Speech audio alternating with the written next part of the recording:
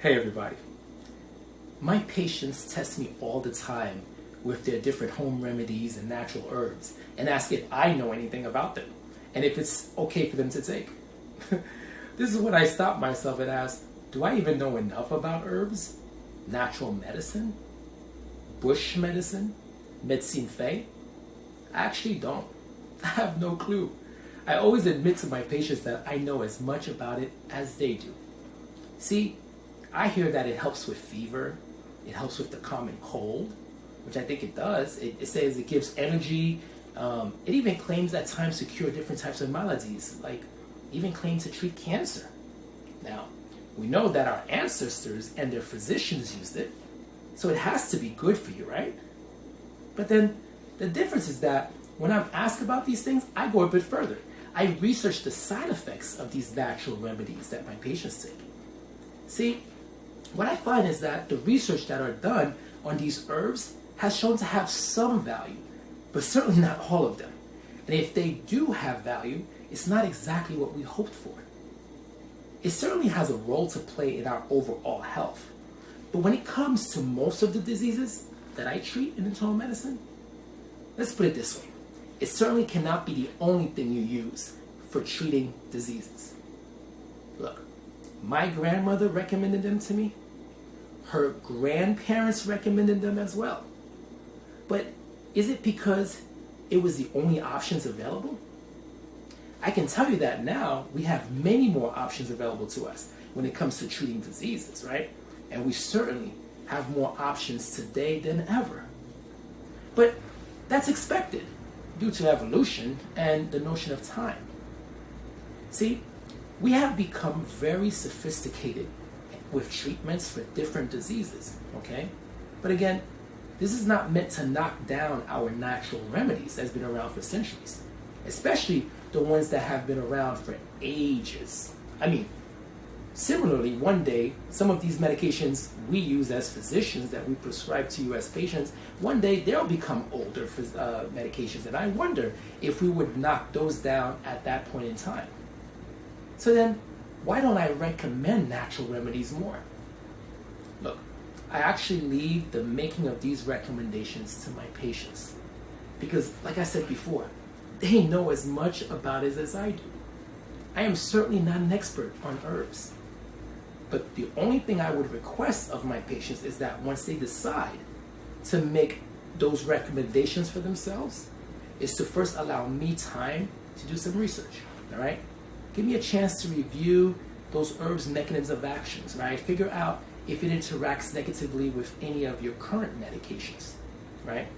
Or the condition that you have, is it going to interfere with your overall health or create unwanted side effect profiles to you? You see, once I give the green light for you to use this natural herb, whatever it is, then knock yourself out. I mean, not literally, because if some of these herbal remedies really knock you out, then you and I really need to talk, okay? So, I love it when my Jamaicans talk to me about their bush tea. You see, they love their bush tea. You can't tell any Jamaican not to use their bush tea, okay? This is like rule number 1 to a Jamaican, okay? Since my practice is considered like Little Kingston, Jamaica, I have no choice but to review the bush. See, man? That's right. I am not trying to be no herbalist or anything, but I dive deep into the literature just so I can make sure that when they do drink their bush tea, the first thing that I make sure is that we do no harm. Now, although they all may have some medicinal benefits, but their side effects profile is long. Brethren, trust me, it's long, my youth. This is why I recommend to always share the list of herbs you use with your physician. Okay? Share it and allow us to see if I can at least prevent you from having any problems long term. I looked into this Jamaican black mint, for instance, the pennyroyal. You see? All right? I have patients even come to me with the Jamaican Karasi, right? I look into that. Or the Jamaican Sarsaparilla, you see? Or the Chani root. Yeah, man. I look into that too. Even the turmeric.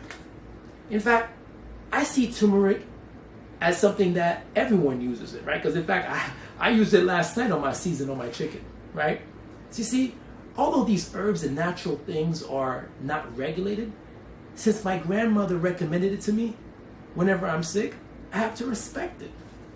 The fact that my community is using it, I have to respect it. You see, I give my patients the opportunity to share with me so I can better serve them as their physician. It's not just about these remedies, whether they work or not. We're past that. It's about the safety profiles of these agents, okay? The unwanted side effects of these potential herbs, all right? And how they interact with somebody's current medications.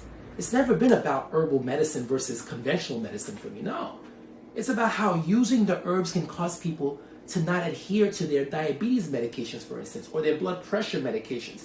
And God forbid, because of the herbs, they end up in the hospital due to some complications. As a board-certified internal medicine physician, I am here to tell you that I will continue to sip on my ginger tea while prescribing you medications for your blood pressure. I do give my patients the responsibility of making the recommendations, but I ask them to give me time to research it. So whether they're taking their bush tea or their fae, whatever you want to call it, I have to look into it. Because I am an active listener to my patients when they make their recommendations about their herbal and other natural remedies that they want to use. See, you may not know this, but my profession is so serious about bush medicine that we even have a whole research arm on this stuff, which we call complementary and alternative medicine. That's right, complementary and alternative medicine, CAM. So this is not new to us. Anyhow, I'm Dr. Coupet. I'm the people's doctor. Thanks for listening.